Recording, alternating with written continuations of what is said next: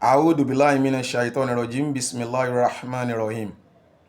Àwọn kan sẹ́ndì fọ́nrán kan sí mi níbi tí kábíyèsí ọba ìlú Ògbómọ̀ṣọ́ tí wọ́n ti ní ìmáàmù ń ṣe wọ́nranwọ̀nran, tí wọ́n dẹ̀ tún sọ pé kò sí ibi kankan tí àwọn ti ṣe àìdá sí ìmáàmù ìlú Ògbómọ̀ṣọ́.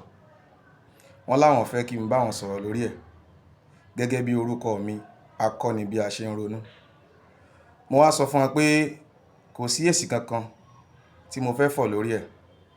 Àwọn Yorùbá ní ajẹ̀bí mámọ̀, àgbà òṣìkà, irú wọn sì ní kógun jàlú.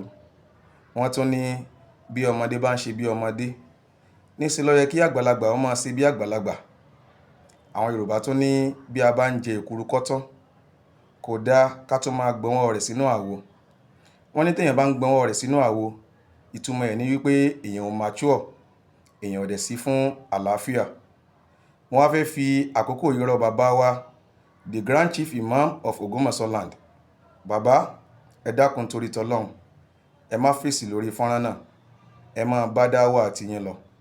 Ọlọ́run ọba àlékè ọlá tó la ànábì Musa alayhi salatu wasalam, tó là lọ́wọ́ Fìràúnà, Ọlọ́run ọba àlékè ọlá yóò la ẹ̀yin náà lọ́wọ́ gbogbo àwọn ọ̀tá yín, eléyìí tó fojú hàn àti eléyìí tí ò fojú hàn. Bàbá, mo fẹ́ kẹ́ fi hàn aráyé wípé ẹ lè jẹ́ ọmọdé lóòótọ́, ṣùgbọ́n Ọlọ́run ọba àlékè ọlá ó fún yín ní ọpọlọ àgbàlagbà, gẹ́gẹ́ bí òwe àwọn Yorùbá tí wọ́n sọ pé ọlọ́gbọ́n orí kò kí ń ṣe ẹgbẹ́ ọlọ́jọ́ orí.